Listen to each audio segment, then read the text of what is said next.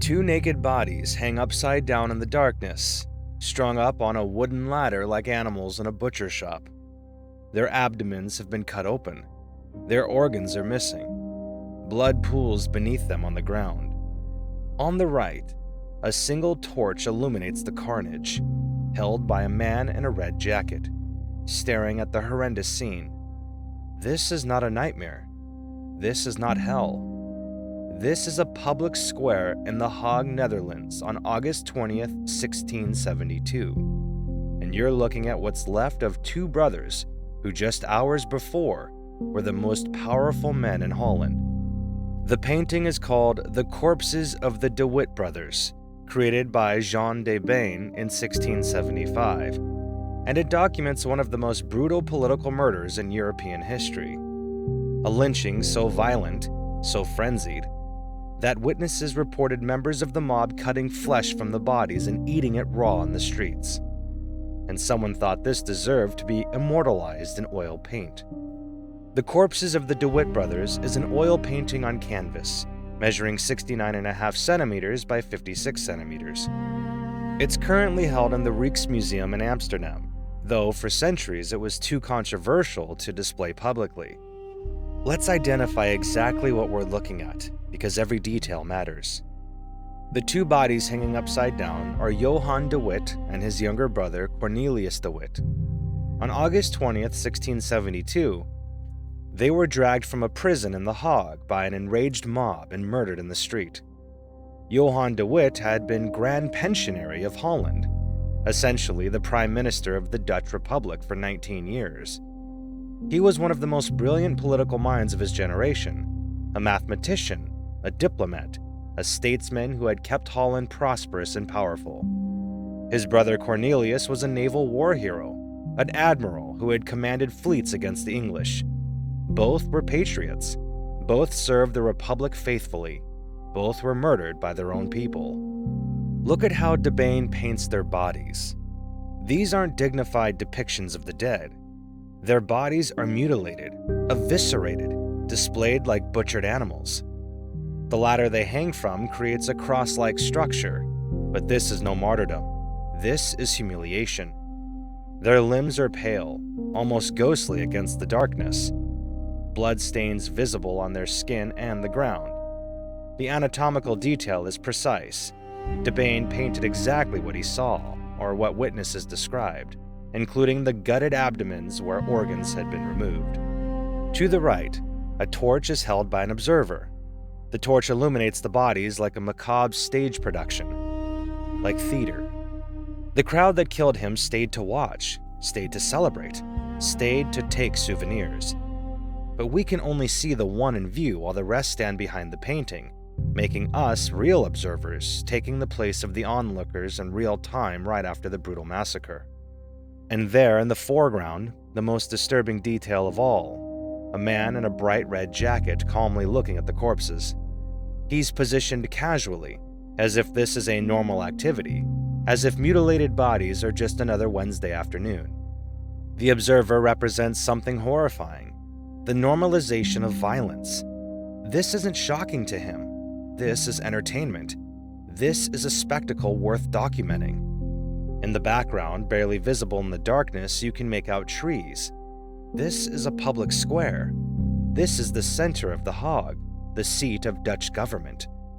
And this is what they did there. To understand why this happened, we need to understand 1672, the year the Dutch called the Rampjaar, the disaster year. In the spring of 1672, France invaded the Netherlands with over 100,000 troops under Louis XIV.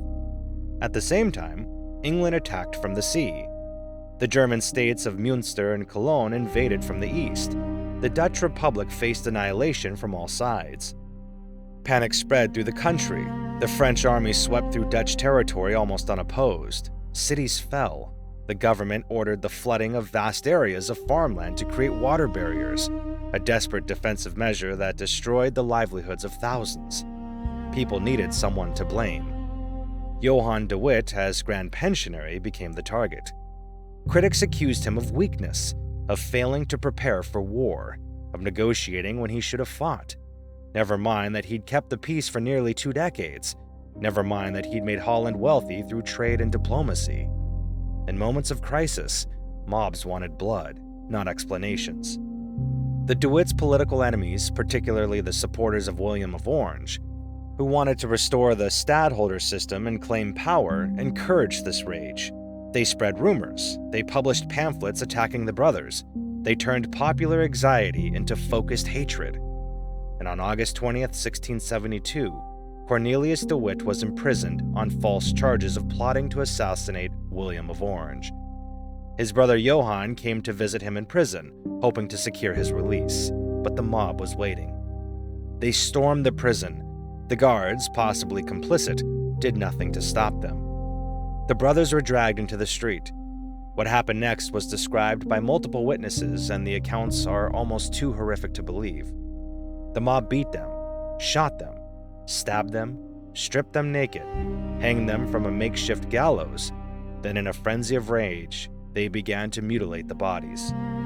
They cut open the abdomens and removed organs. Fingers, toes, noses, tongues, genitals, all were severed and taken as trophies. Some were sold. Some were displayed in shop windows. And according to multiple contemporary accounts, some members of the mob carved flesh from the bodies and ate it. This wasn't metaphorical. This wasn't symbolic. This was literal cannibalism in the streets of The Hague. Now let's examine how Jean de Baen chose to paint this atrocity. De Baen was court painter to William of Orange, the man who benefited most from the De Witt's deaths. This painting wasn't created to condemn the murders, it was created to celebrate them, to legitimize them, make them part of the official historical record. The composition is deliberately theatrical. The torch acts like a stage light. The darkness surrounding the scene creates dramatic contrast, making the pale flesh of the corpses glow. This is Baroque drama applied to political violence. The latter structure is crucial. It's not just a gallows.